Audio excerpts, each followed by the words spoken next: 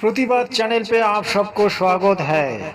आज मैं आपको दिखाने वाला हूँ एक बहुत बड़ी प्रतिवाद।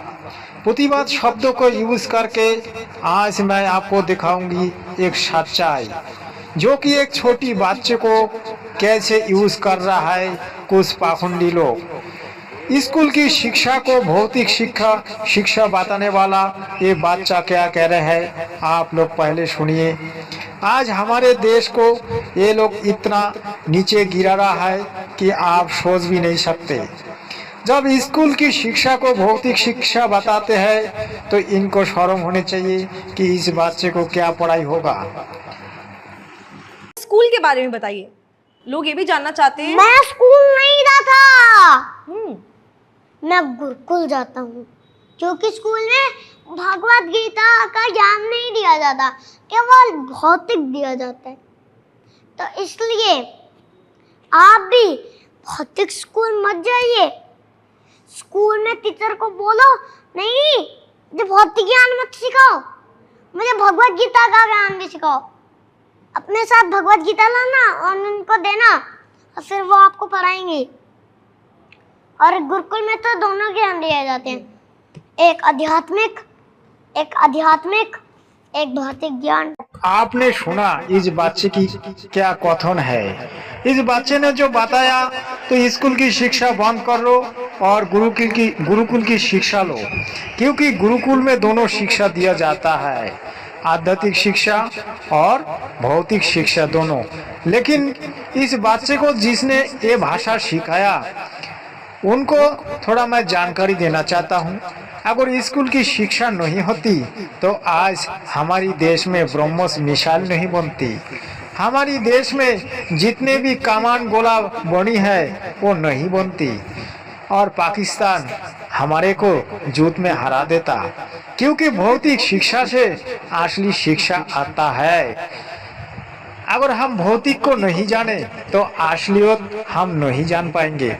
और रही कृष्ण जी की भक्ति की बात, गीता की भक्ति की बात, जब गीता को कृष्ण बोला ही नहीं तो फिर गीता ज्ञान में क्या रह गया। गीता ज्ञान वास्तव में ब्रह्म जी ने बोला, लेकिन ये लोग कहते हैं कृष्ण जी ने गीता बोला है। भाई, जो प्रमाण नहीं है ये लोग वही प्रमाण करके दिखाना चाहते हैं। एक बच्चे को यूज करके ये लोग जगत को ऐसा शिक्षा देना चाहता है कि हमारी जितने भी गवर्नमेंट स्कूल है, कॉलेज है, जितने भी यूनिवर्सिटी है, सभी को बंद कर लो और इनकी जो शिक्षा है शिक्षा ले लो। क्योंकि ये बचपन से गले में एक झोला पहन रखा है और मांग में तिलक भर रखा है और गले में कोई पैस माला रखा है, तो इनको क्या शिक्षा होगी। ये तो वही कहेगा राधे राधे, जबकि हमारे वेद शास्त्रों में राधे नाम का कोई जप ही नहीं है। हमारी वेद शास्त्र जो कहते हैं ये लोग तो वो नहीं कहेंगे।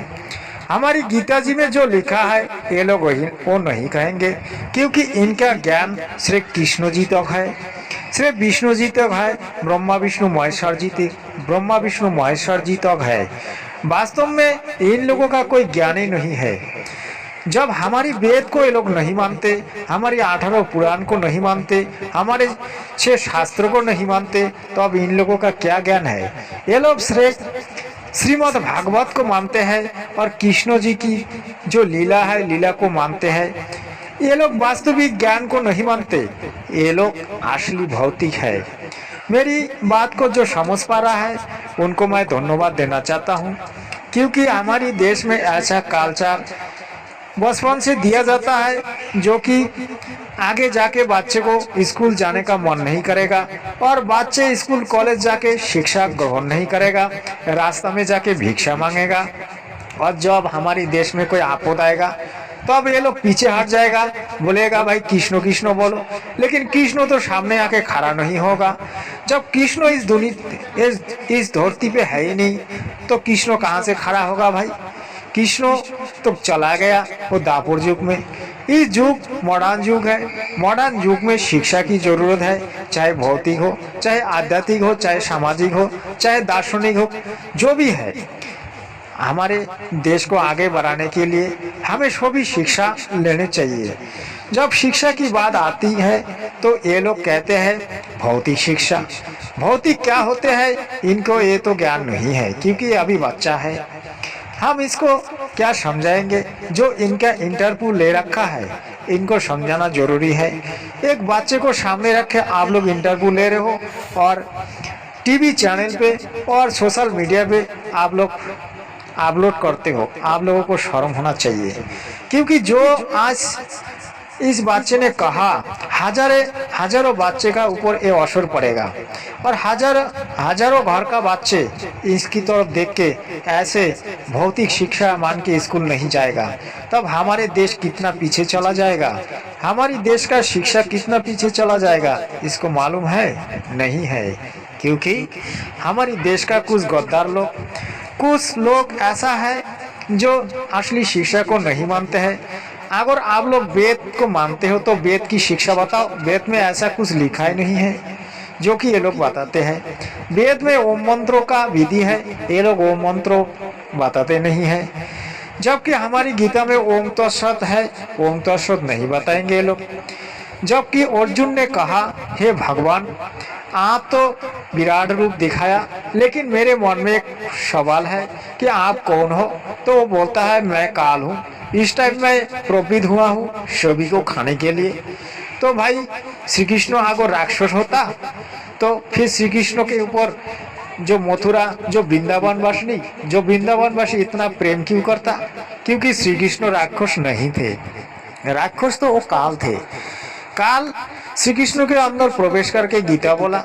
गीता में कुछ उन्होंने निजस्व मत रखा और कुछ वेदों का मत रखा। जो वेदों का मत है वो मानने के लिए सभी को तैयार होना चाहिए, लेकिन कुछ लोग मानने के लिए तैयार नहीं हो रहा है, क्योंकि वही लोग पाखंडी है। समाज में पाखंड फैला रखे हैं और पाखंडियों को चाल में सभी आज डूब रहा है। लेकिन मेरे एक छोटी सी रिक्वेस्ट है, जगत गुरु तत्वदर्शी संत रामपाल महाराज जी जो भी शास्त्र ज्ञान आज इस धरती पर दे रहा है सभी को मानना चाहिए और सभी को जगत गुरु तत्वदर्शी संत रामपाल महाराज जी का ज्ञान को मान के भक्ति करना चाहिए। क्योंकि ये अगला जो कलयुग आ रहा है ये भयंकर होगा। आदमी का उम्र सिर्फ 20 साल रहेगा, खाने का कुछ नहीं मिलेगा और आदमी मिट्टी खाएगा।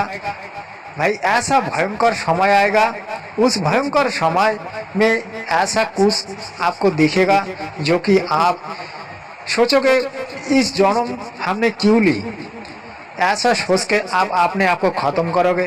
तो अभी टाइम है, आप जगत गुरु तत्वदर्शी संत रामपाल महाराज जी के शरण लेके सद्भक्ति करें और इस काललोक से मुक्त होने का कोशिश करें। और मैं आपको बताना चाहता हूँ हमारे देश में पाखंडी का कमी नहीं है। जैसे एक अनिरुद्ध आचार्य जी, देवकीनंदन ठाकुर जी, प्रेमानंद ठाकुर जी, ये लोग राधे राधे जपने के लिए बोलता है। मैं भी राधे नाम जपूंगा, लेकिन मुझे प्रमाण चाहिए। राधे नाम कौन सी वेदों में लिखा है, कौन सी शास्त्रों में लिखा है, आप प्रमाण दिखाइए।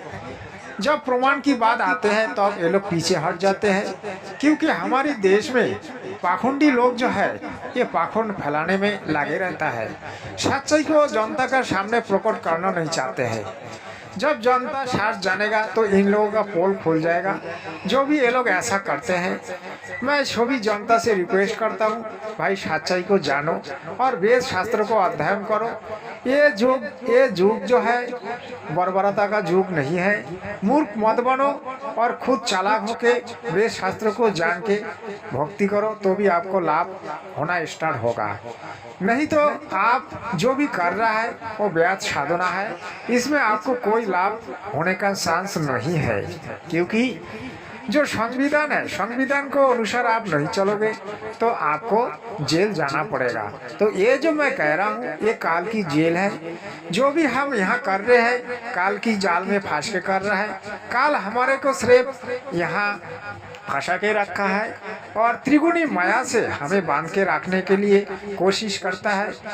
काल के जो दूध है वो लोग पाखंडी है, वही पाखंडी लोग काल का भाषा बोलते हैं और इनका बातों में कोई दम नहीं रहता है, को भी कुछ बोलते रहता है। ना इन लोगों का पास कोई प्रमाण है, ना ये लोग प्रमाण दिखा पाएगा। तो वीडियो को मैं आगे नहीं बढ़ाऊंगा, क्योंकि जो भी मैं आज बताया बिल्कुल सच्चाई बताया।